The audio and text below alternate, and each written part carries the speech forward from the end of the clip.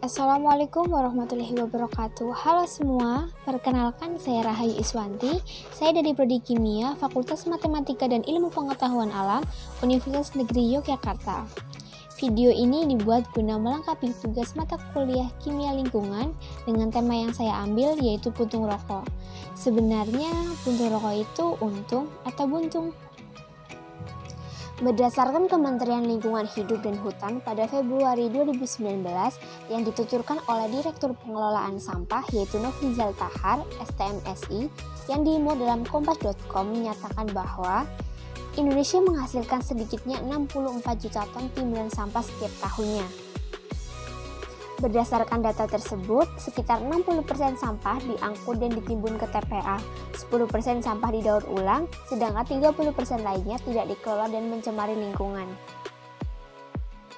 Dan beliau menuturkan bahwa penetapan yang dilakukan Presiden mengenai pengelolaan sampah yang dapat dikelola 100% masih dipertimbangkan, dengan 30% pengurangan dan 70% penanganan pada sampah.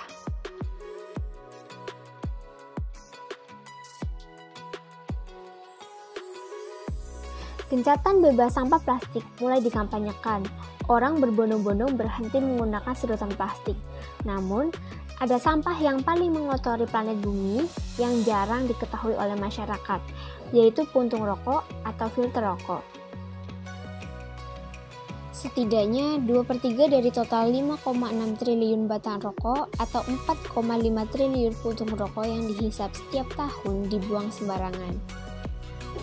Sejak tahun 1980-an, puntung rokok menyumbang 30% hingga 40% dari semua sampah yang ditemukan di tempat pembuangan sampah perkotaan.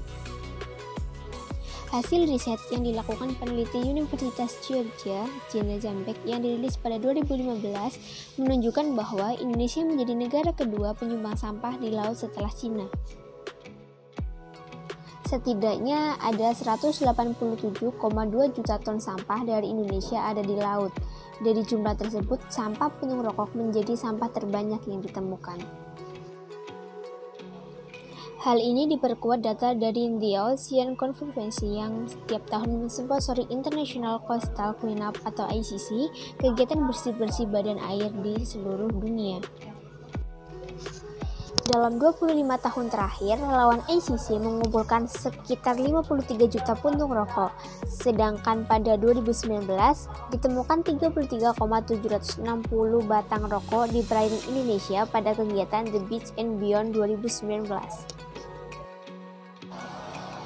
Produksi sampah puntung rokok yang jumlahnya luar biasa ini selaras dengan tingginya tingkat konsumsi rokok di Indonesia. Menurut data dari laporan hasil riset kesehatan dasar Kementerian Kesehatan 2018, prevalensi perokok di atas usia 15 tahun mencapai 33,8%.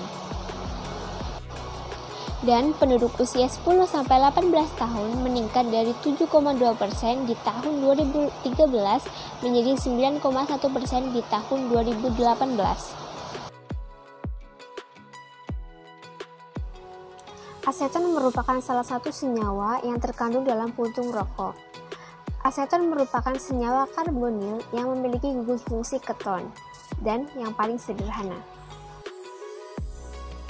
Aseton larut dalam berbagai perbandingan air, etanol, dietil eter, dan lain-lain. Aseton sendiri juga merupakan pelarut penting. Secara umum, melalui proses kumena, benzina dialkilasi dengan propena dan produk proses kumena, yaitu isopropil benzina, dioksidasi untuk menghasilkan fenol dan aseton. Aseton bisa membuat seseorang keracunan. Keracunan zat ini bisa disebabkan oleh aseton yang berasal dari dalam tubuh maupun dari lingkungan sekitar. Yang berasal dari dalam tubuh terjadi ketika jumlah keton dalam tubuh terlalu tinggi. Kondisi medis tersebut juga memungkinkan tubuh mengalami ketoasidosis. Dari lingkungan sekitar, keracunan aseton juga bisa terjadi ketika zat ini terhirup, tertelan, atau terserap melalui kulit. Akibat keracunan aseton, Jika terjadi keracunan zat ini dalam tingkat ringan, maka penderita bisa mengalami sakit kepala, lesu, muncul rasa manis di mulut, bicara cadel, dan berkurangnya koordinasi tubuh.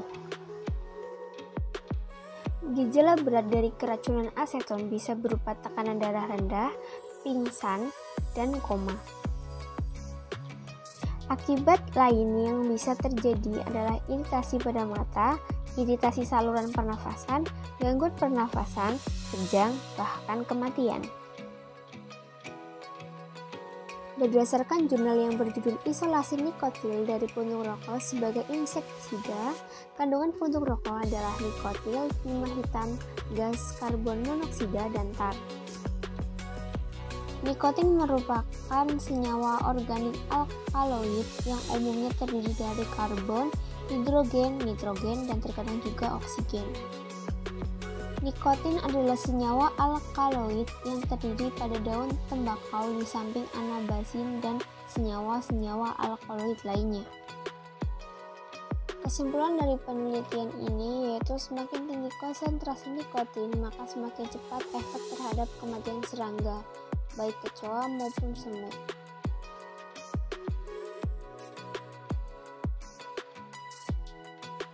Berdasarkan penelitian yang memanfaatkan puntung rokok sebagai biopestisida alami yang mempunyai kemampuan untuk kegiatan pertanian